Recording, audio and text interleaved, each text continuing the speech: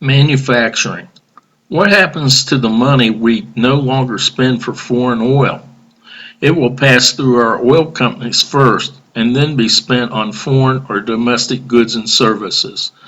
This is the drill baby drill path, which weakens our future national security.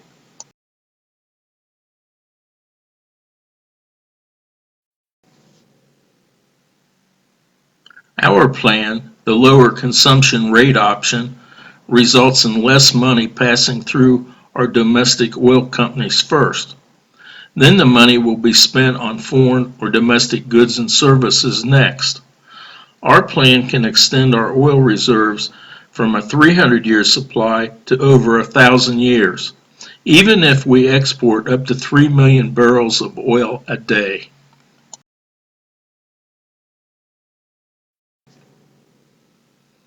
But with either option, to minimize imports, we must produce world-class products and services here with our citizens earning fair wages and benefits.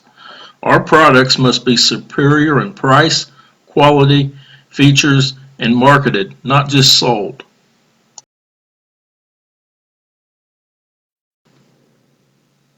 If we continue as we have been, running high unemployment rates, the ability of consumers to buy products will continue to deteriorate.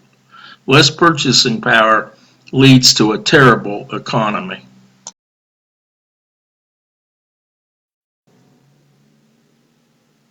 By running huge trade deficits, high unemployment rates follow. People suck more government resources, budget deficits continue, tax rates will likely increase to close deficits, small businesses will struggle to survive, and our quality of life will decline.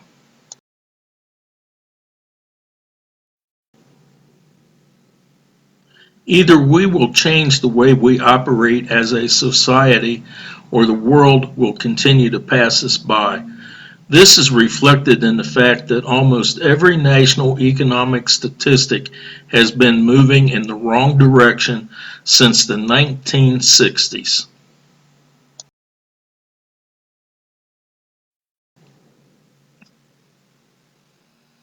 Other countries are outperforming us financially and economically. Our project provides the framework to reverse this trend. All of us, government, businesses, and consumers, must start implementing the principles in the COWER project as a large group as soon as possible, or in the near future we will no longer be a great world economic power.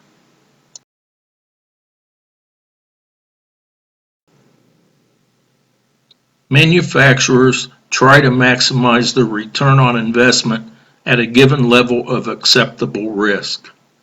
This is not likely to be a goal, if attained, that would maximize our GDP.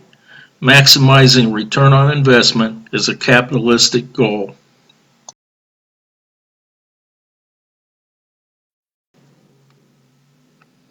While we believe capitalism is generally a good thing, like most other things, it has some negatives. High-level managers try to decrease compensation for all other workers because doing so would decrease expenses and help profitability.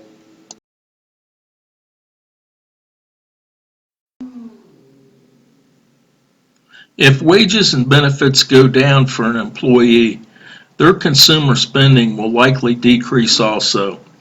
That hurts the purchasing power in our economy. The same could be said if any employee loses their job unless they can find employment with a better wage benefit package.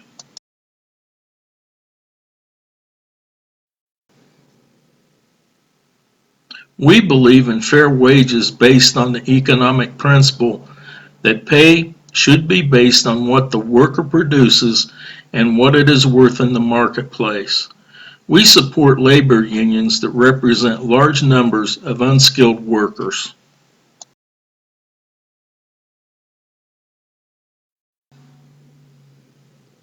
The United Auto Workers Union would be such a union.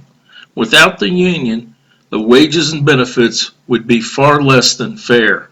With the union, wages are still low, but not by much. It's easiest to exploit non-union, unskilled workers.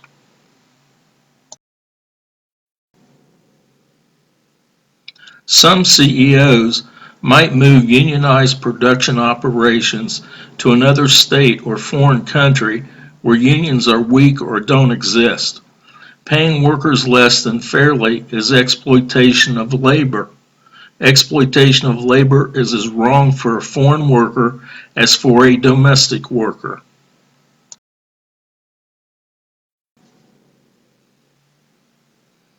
When a move is made within the United States, it decreases consumer purchasing power, which hurts our economy. When a move is made to a foreign country, it decreases consumer purchasing power and makes our trade deficits worse, which hurts our already weak economy.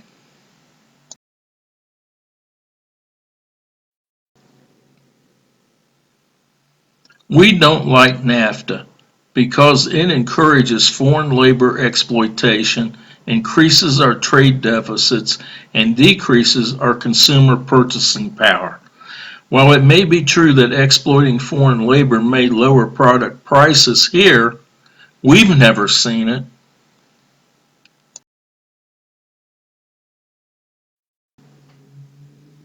Many people think if we didn't pay unionized labor so much, product prices would fall.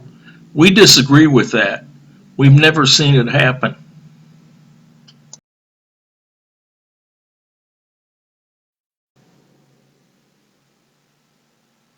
We also believe it's more likely any increase in profit would never materialize because upper level management would give the decrease in labor expenses to themselves.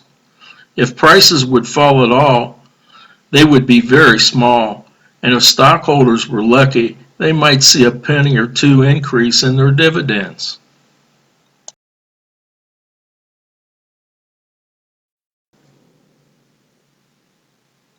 The Cower Project believes with labor unions, revenue is more fairly shared, else management is overcompensated.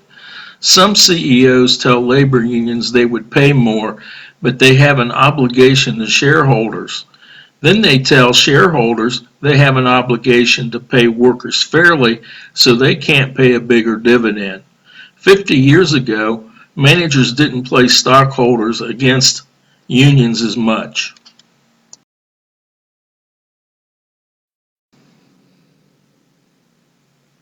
We want large corporations to pay every employee from the CEO to the lowest level employee a minimum wage for each 13-week period.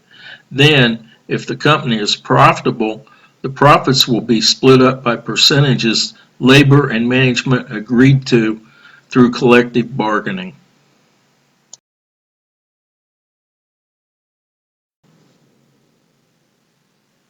Such an arrangement means all are motivated to do their job perfectly because their pay depends on profitability. If a CEO wants to make more, he must make better decisions. The pain of poor performance and the joy of great performance is shared by all employees, including the CEO and upper level managers.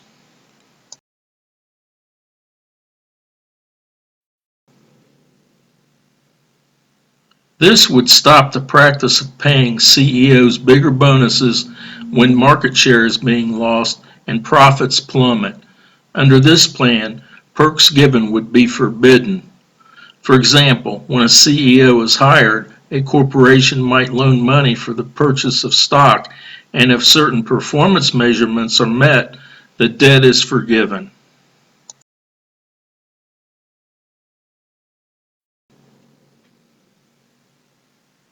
CEOs could meet such a requirement by upping production before units are sold, stealing from future orders.